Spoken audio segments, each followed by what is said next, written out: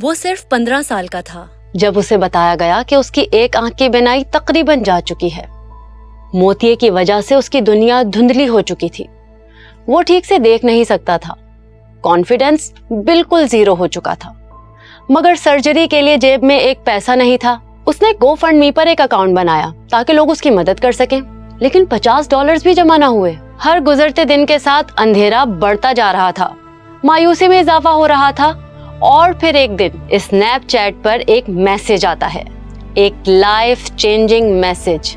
और कुछ ही हफ्तों बाद वो बच्चा फ्लोरिडा के एक अस्पताल में बैठा है। उसके सामने एक डॉक्टर है और एक बड़ा सा कैमरा क्रू है, और पास ही खड़ा है दुनिया का सबसे बड़ा YouTuber mister beast. Mister beast ने ना सिर्फ उस बच्चे की आंख की फ्री सर्जरी करवाई, बल्कि उसे कॉलेज फीस के लिए $50,000 का चेक भी दे दिया। ये किसी मौजज़े से कम नहीं था। एक इंसान की जिंदगी हमेशा के लिए बदल गई थी। लेकिन जैसे ही ये वीडियो यूट्यूब पर आई, एक तूफान उठ खड़ा हो गया। एक तरफ वो थे जो रो रहे थे, मिस्टर बीस्ट को एक मसीहा मान रहे थे, लेकिन बहुत से लोगों का कहना था ये नेकी नहीं, एक्सप्लॉयटेशन, गरीबों की मजबूरी बेचने का धंधा है। मिस्टर बीस्ट के फैंस बोले अगर वो वीडियो नहीं बनाएगा तो व्यूज नहीं आएंगे, व्यूज नहीं आएंगे तो पैसा नहीं आएगा, और पैसा नहीं आएगा तो हजारों लोगों की मदद कैसे होगी। आखिर सच क्या है? क्या ये वाकई नेकी थी या सिर्फ एक बिजनेस मॉडल?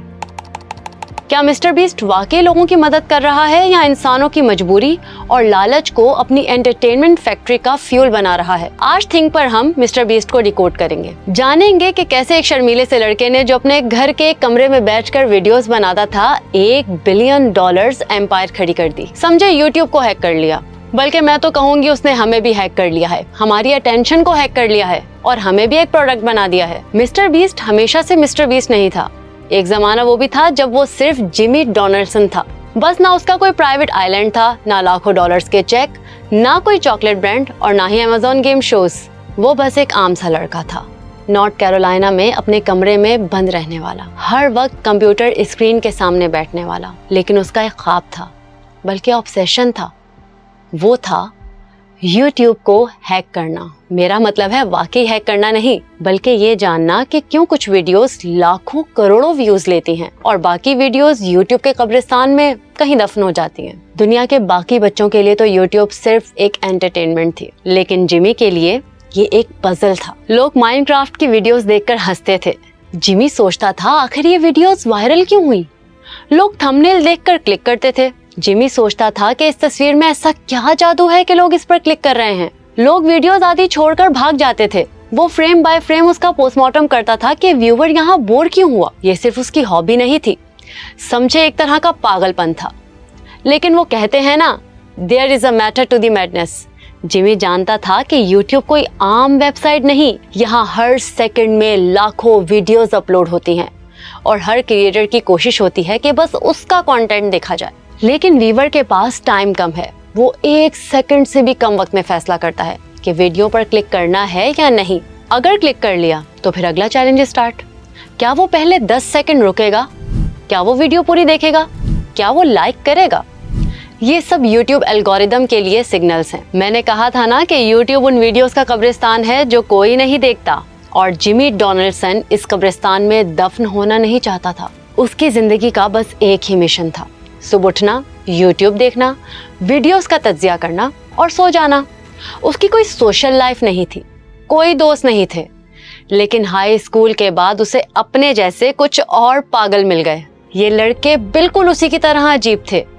उनकी जिंदगी में कोई पार्टी नहीं थी, कोई पिकनिक नहीं थी, ना ही वो डेटिंग में अपना टाइम बर्बाद करते थे। वो कॉलेज लाइफ एंजॉय ही नहीं कर रहे थे।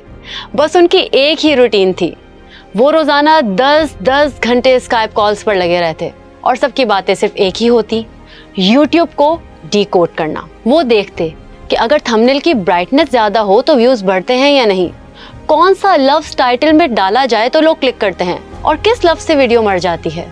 उनका तरीका बाकी यूट्यूबर्स से बिल्कुल अलग था। एक आम क्रिएटर क्या करता है, वो वीडियो बनाता है और दुआएं मांगता है कि ये वीडियो वायरल हो जाए।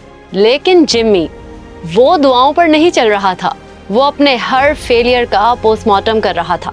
और जल्द ही उसे एक बात समझ आ गई, और वो ये कि YouTube पर कामयाब होने के लिए टैलेंट वैलेंट की कोई जरूरत नहीं। असल गेम अटेंशन का है।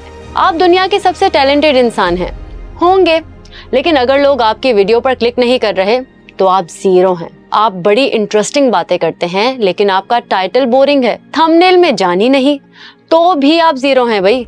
जिम्मी यानी मिस्टर बीस्ट समझ गया कि YouTube की दुनिया में जीनियस वो नहीं जो सबसे ज्यादा जानता है, जीनियस तो वो है जो लोगों को सबसे ज्यादा देर तक स्क्रीन पर रोक सकता है। लेकिन ये तो आपको पता ही होगा कि YouTube एल्गोरिदम कोई बच्चों का खेल तो है नहीं। ये एक दो दिन में, हफ्तों में, बल्कि सालों में भी कोई क्रैक नहीं कर सकता। जिम्मी ने भी शुरू में हर तरह की वीडियोस बनाई, लेकिन कोई खास कामयाबी हासिल नहीं हुई। और फिर एक दिन उसके दिमाग में ऐसा आइडिया आया जो बिल्कुल ही यूनिक था और थोड़ा स्टूपिड भी। जैसा भी था, लेकिन काम कर गया। I'm about to count to 100,000. You don't believe me? Just watch this video. Jimmy कैमरे के सामने बैठा और उसने काउंटिंग शुरू कर दी। 1 2 3 4 वो गिनता गया 10,000, 50,000, यहाँ तक कि वो 1 लाख तक पहुंच गया। 40 घंटे तक वो पागलों की तरह एक ही जगह बैठकर गिनती करता रहा।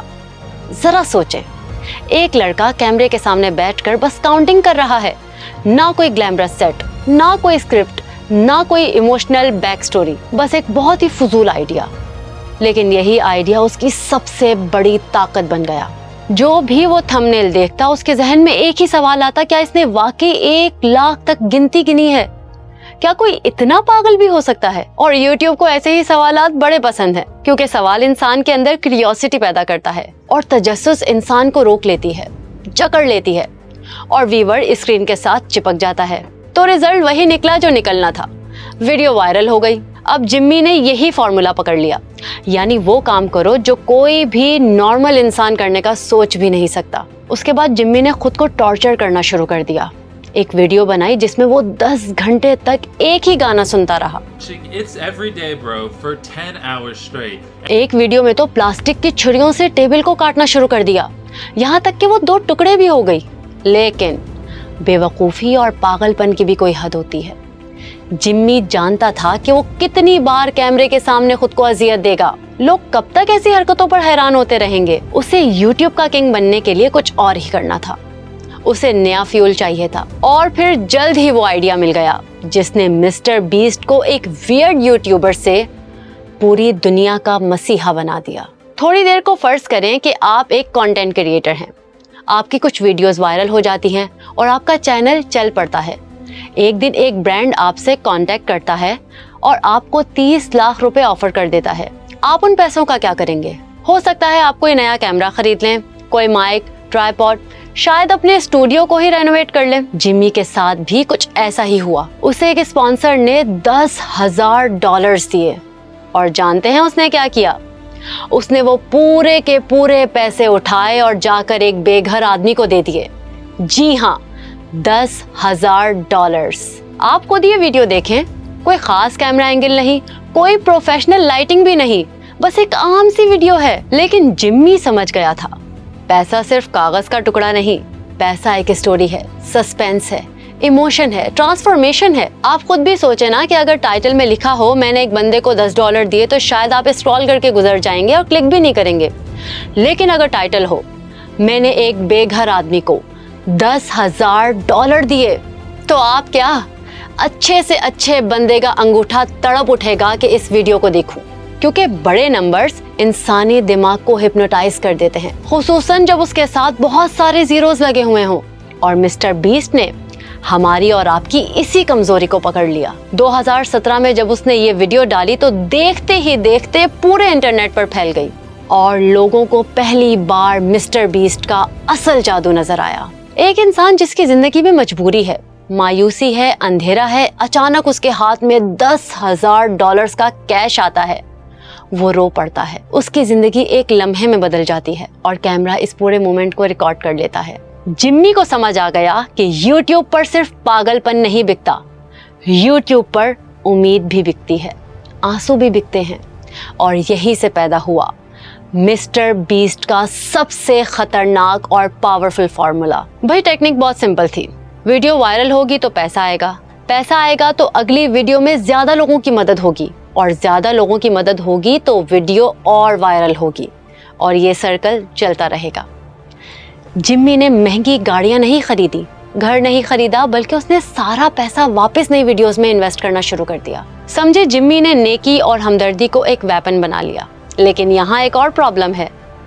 जब आप किसी की मदद कैमरे के सामने करते हैं तो एक मॉरल डिलेमा खड़ा हो जाता है कि ये नेकी है या बिजनेस मॉडल, ये इंसानियत है या यूट्यूब के एल्गोरिदम की भूख।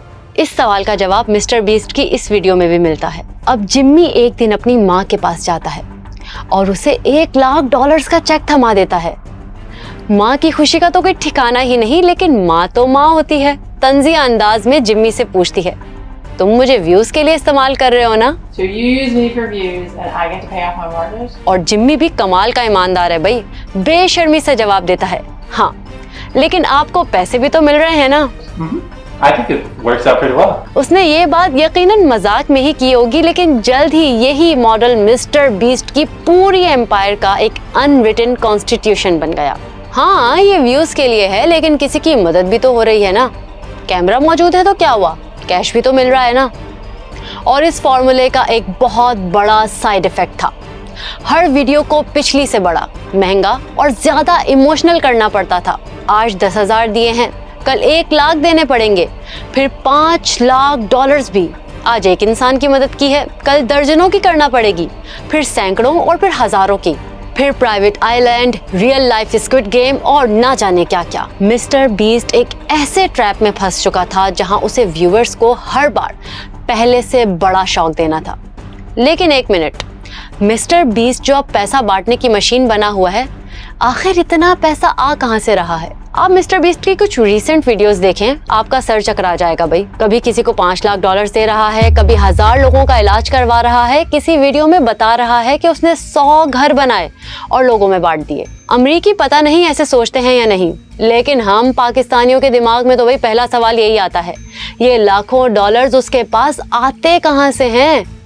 जवाब भाई बिल्कुल सिंपल है, वो पैसा आता है आपकी अटेंशन से। आपको शायद लगता हो YouTube, Facebook और इस तरह की दूसरी वेबसाइट्स फ्री हैं, जितनी चाहे वीडियोस देखो, रील्स देखो, जेब से एक पैसा नहीं जाता। लेकिन सच ये है कि इस वक्त सबसे बड़ी करेंसी अटेंशन है। जो लोगों को अट्रैक्ट कर सकता है वो पैसे को अट्रैक्ट कर सकता है। It's as simple as that. Media studies में एक कॉन्सेप्ट है ऑडियंस कमोडिटी, यानी आप सिर्फ व्यूअर नहीं हैं, आप खुद एक प्रोडक्ट हैं। यहाँ 1 मिनट के लिए रुकें और उस बेघर आदमी को याद करें जिसे जिम्मी ने $10,000 दिए थे। वो वीडियो करोड़ों लोगों ने देखी, सबको बहुत रोना आया, उन्होंने वीडियो शेयर भी की, लाइक भी किया। लेकिन यहाँ मेरा एक सवाल है, उस बंदे का नाम याद है आपको? नहीं ना।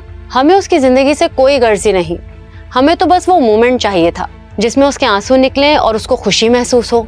वो 5 सेकंड जिसमें हमें एहसास हुआ कि हम कोई नेकी कर रहे हैं, और जैसे ही वो मोमेंट गुजर गया हम अगली वीडियो पर चल दिए। यही है ऑडियंस कमोडिटी का असल मतलब। उस आदमी की मजबूरी प्रोडक्ट थी और उसे खरीदने वाले हम थे। लेकिन जिमी डोनाल्डसन ने एक बिल्कुल नया काम किया। उसने ये डील ओपन कर दी, उसे खोल कर दुनिया के सामने रख दिया। उसने अपने व्यूअर्स से कहा कि भाई देखो, सीधी बात, नो बकवास, तुम्हारी अटेंशन मेरा पैसा है। उसने लोगों को यकीन दिलाया कि तुम मेरी वीडियो देखोगे तो मुझे पैसा मिलेगा और मैं इस पैसे से किसी गरीब की जिंदगी बदल दूंगा, किसी बीमार का इलाज करा दूंगा, किसी बेघर को घर दिला दूंगा। बस फिर क्या था, व्यूअर्स मिस्टर बीस्ट के इस चैरिटी मिशन का हिस्सा बन गए। उनको लगने लगा कि हमारा एक क्लिक, हमारा एक लाइक किसी की जिंदगी बदल सकता है। इससे बड़ी आरामदेह नेकी भला और क्या होगी? एक ऐसी नेकी जिसमें ना कोई कुर्बानी देना पड़ रही है, ना जेब से 1 रुपया भी निकल रहा है और ना ही घर से बाहर निकलना पड़ता है। भाई बस बिस्तर पे पड़े रहो और मिस्टर बीस्ट की वीडियोस देखते रहो। लो जी, बन गए हातिम ताई। देखते ही देखते मिस्टर बीस्ट का ये चैनल एक बहुत बड़ी बिजनेस एम्पायर में बदलने लगा।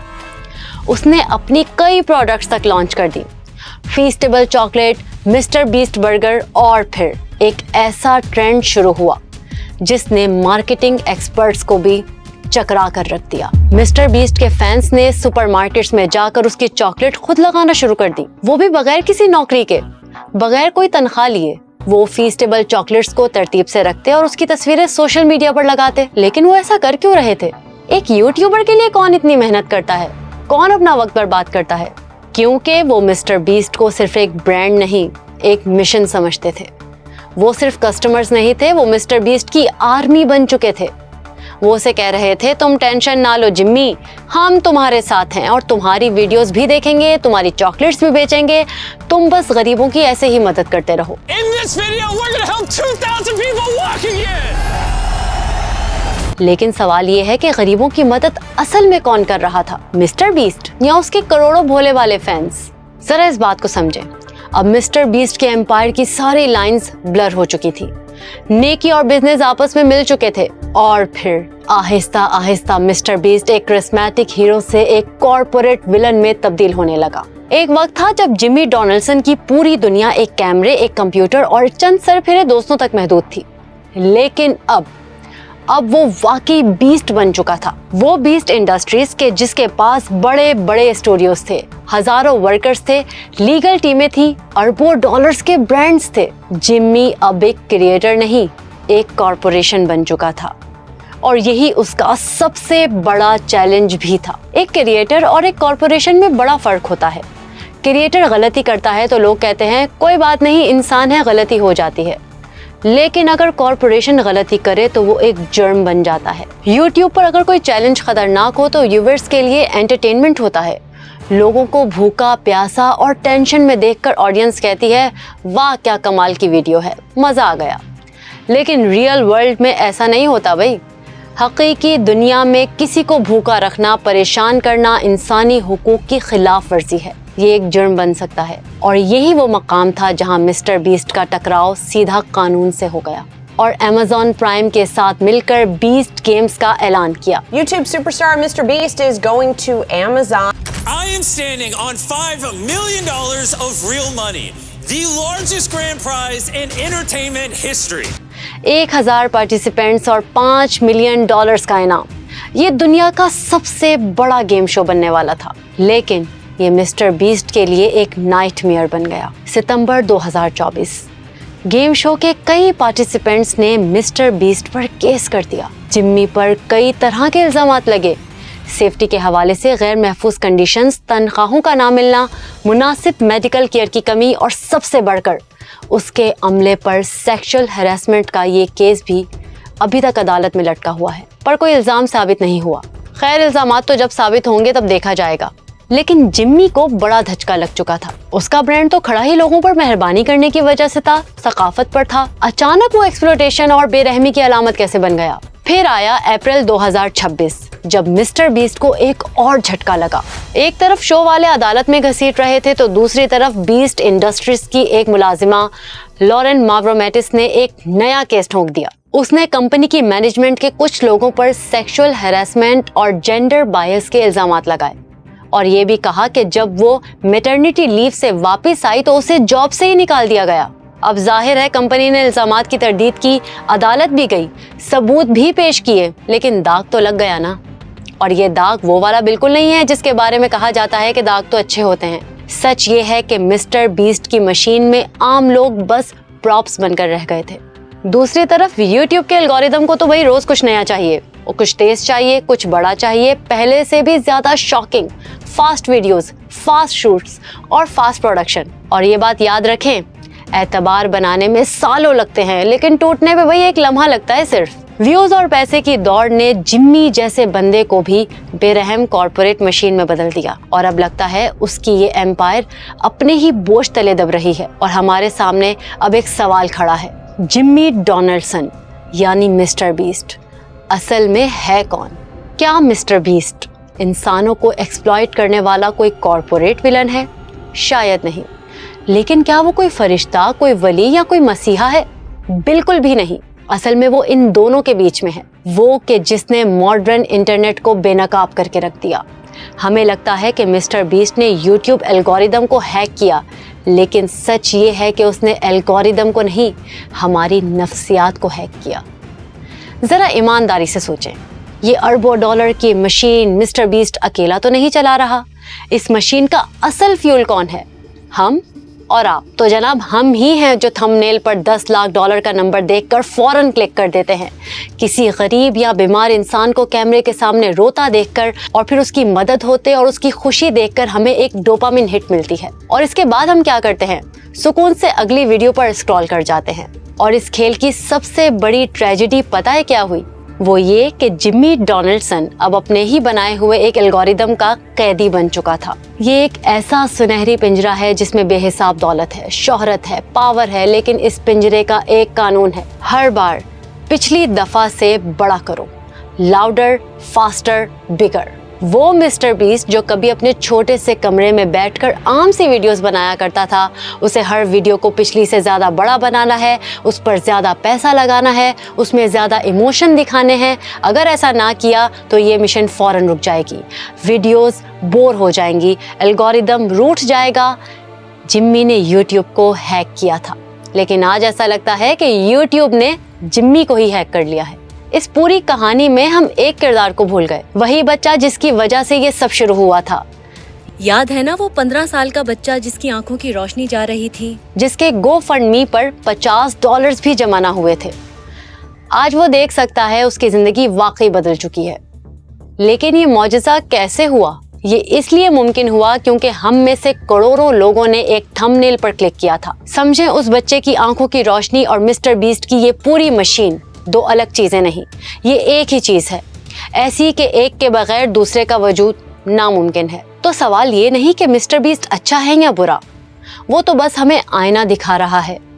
असल सवाल तो ये है, हमारी हमदर्दी, हमारे आंसू कब से इतने सस्ते हो गए हैं कि हम एक चीज देखते हैं, उसे महसूस करते हैं, लेकिन फिर स्क्रॉल करके आगे बढ़ जाते हैं। आपने थिंक की ये वीडियो तो देख ली और आप इसको लाइक और सब्सक्राइब भी कर देंगे, लेकिन थिंक वो वीडियो नहीं बनाता कि आप हमारी बात भूल जाएं और आगे बढ़ जाएं, बल्कि बात वो जो असर छोड़ जाए और आपकी सोच भी बदल दे। Thank you.